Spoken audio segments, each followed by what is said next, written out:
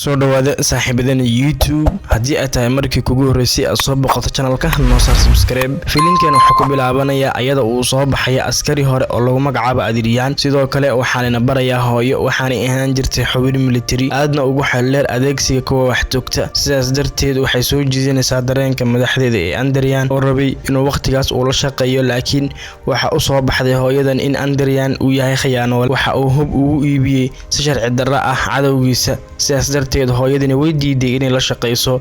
hooyadan ayaa markii dambe loo wareejiyay si ay u ilaaliso saldhig halkaas ku yaala. ugu dambeyn waxay ogaatay Adrian iyo Hector oo hub ka xadaya saldhiga waqtigan oo dhan. hooyadan waxay ogaatay tan waxaanay ugu dambeyn xiisaynaysaa in ay ku biiriso hawsha si ay lacag dheeraad ah uga hesho. howlgabkeeda xiriirkan hooyadan Adrian waxay ku soo dhawaatay si kastaba ha ahaatee iibinta hubka kaliya ma ahan. Hector iyo Adrian waxay sidoo kale ku lug leeyihiin ka ganacsiga dadka. hooyadan way u adkeysan weyday, sidaas darteed waxay ka warbixisay shaqadoodii xumayd. hooyadan waxay qaadaa uur. waxa uu yeedhay saaxiibkii William oo ahaa wiil ka tirsan FBI-da si uu ugu marqaanti noqdo ganacsiga sharci darrada ah ee hubka, kaas oo ay sameeyeen labadooda saaxiib oo ay wada shaqeeyaan. laakiin ka hor inta aysan u jawaabin su'aasha, William ayaa hooyadii uga digay in wiilkeeda ka shaqeeya FBI-da inay si degdeg ah ay uga guuraan, sababtoo Adrian waxay u badan tahay inuu ogaado halka ay joogaan ayna garanayaan meesha ay ku sugan yihiin. si kastaba ha ahaatee wiilkeeda ka shaqeeya FBI-da ma rumaysan taas, waxaana hubaal u ah in meeshaas uu silma filaan ah uu la wareegi karo Adrian iyo William. waa la toogtay, laakiin hooyadan ayaa badbaadisay dhaawiciisa waxaana lagu dhaawacay xabad. markay garatay inuu xanibay ayay hooyadani ku dhuumatay musqul ayadoo waxay samaysay bombo ayadoo u adeegsanaysa shamac. wax yar kadib Adrian waxa ay ogaatay booska hooyadii. waxay isla markiiba ay ka toogatay Adrian gacanta asagoo og in hooyadii ay leedahay uur. Adrian ayaa markaas isku dayay bombadii way qaraxday. nasiib wanaag wiilkeeda u shaqeeya FBI-da waa uu ku guuleystay inuu badbaadisto hooyadiis.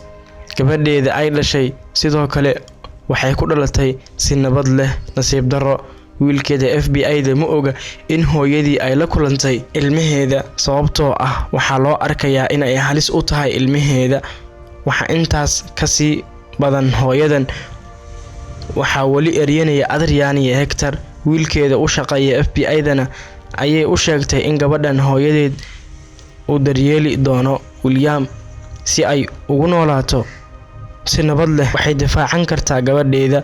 waxay ahayd in ay ka fogaato ayada. dabcan hooyadani ma ay rabin maadaama Adrian uu isna dhinto kadib qarax, laakiin wiilkeeda FBI-da ka shaqeeya waxa uu sheegay in Adrian meydkiisa aanu joogan goobtan dambiga uu ka dhacay markii ay badbaadiyeen hooyadan, sababtoo ah maysan jirin wado kale oo lagu ilaaliyo ilmaha hooyadeed.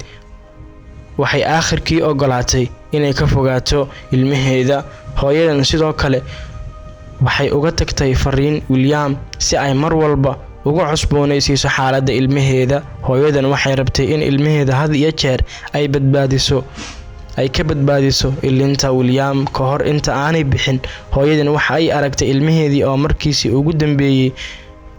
kadib hooyadan waxay aragtaa ilmaheedii markii ugu dambeeyay. ugu dambeyn hooyadani waxay aadaa go'doomiso Alaska oo ah meel aad u qabow oo barafka, halkaas oo ay ku yeelatay saaxiibo hore oo la yiraahdo Jones, kaas oo ka caawin doona. laakiin hooyadan waxay doonaysaa inaynan garanayn si ay uga fogaato dhacdooyin aan loo baahnayn. ayadoo ay wajahayso Jones, hooyadani waxa ay ugu dambeyntii timi gurigeedii ku yaalay bartamaha kaynta 12 sano kadib. hooyadan waxa ay waqtigaas ku bixisay ugaarsato si ay uga hesho cunto.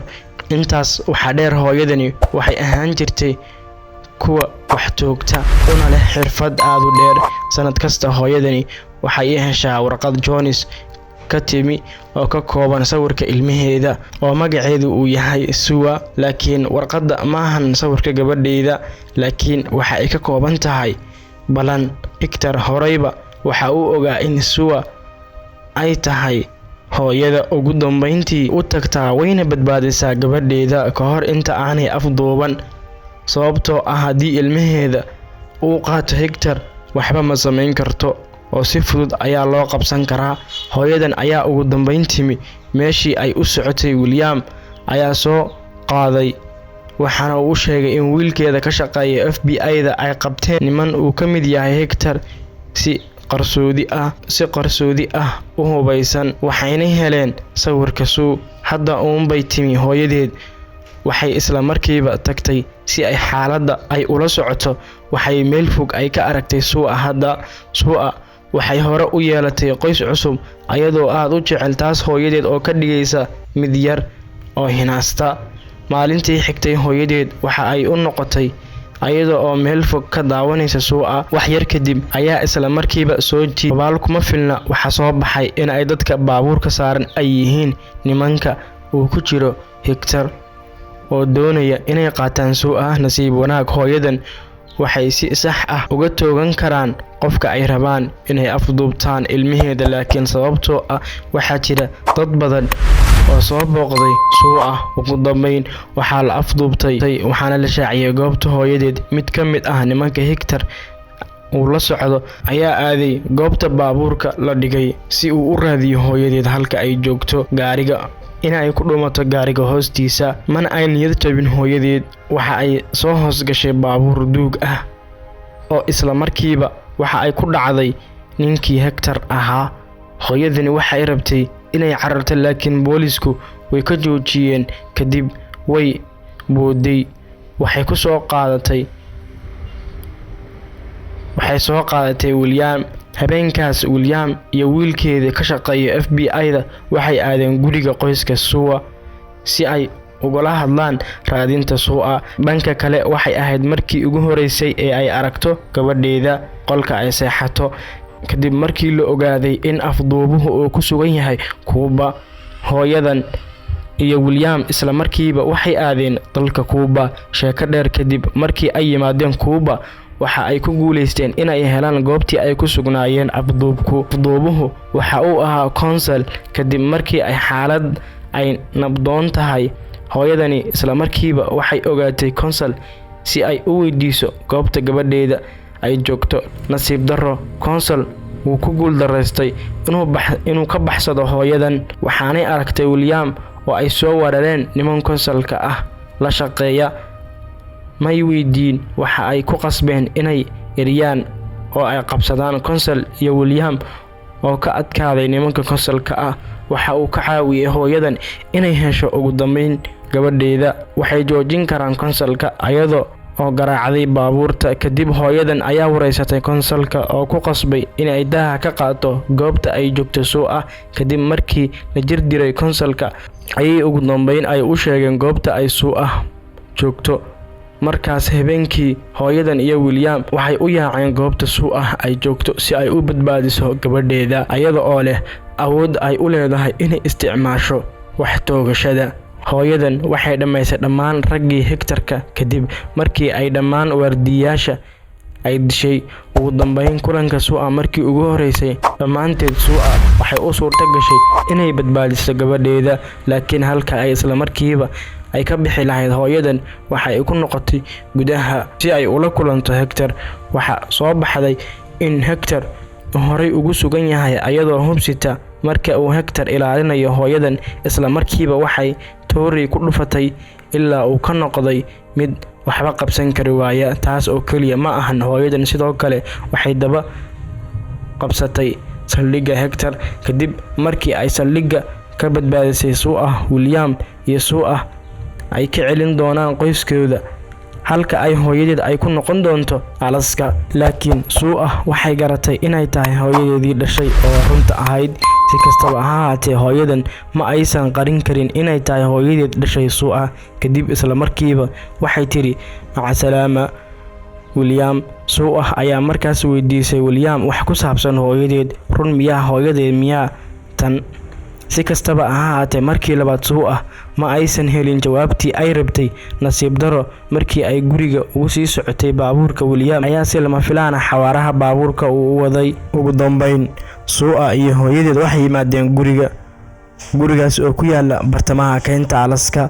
Hadda bay timi Suu'a waxaana la marti qaaday Suu'a inay ku ugaarsato deerada. Si kastaba ahaatee Suu'a ma aysan rabin inay cuntada ugaadha ay soo ugaarsatay hooyadeed iyo ayadaba, sababtoo ah way ka murugaysan tahay deerada la dilay. Hooyadeed ayaa markaas u sharaxday in dhammaan cuntada ay tahay natiijada rabshada, Suu'ana ay lama huraan ay tahay inay cuntada deerada si ay u sii noolaato. Maalintii xigtay Suu'a waxay hooyadeed bartay inay qoriga wax ku toogan karto. taas oo kaliya ma ahan Suu'a waxa kaloo la baray baabuurka wadidiisa haddii ay ku dhacdo xaalad degdeg ah si ay uga badbaadi lahayd. Kadib markii ay dhamaysay tababarka ay siisay hooyadeed, Suu'a waxay u carootay hooyadeed oo ay ku tilmaamtay qof mar walba dila ugaadha.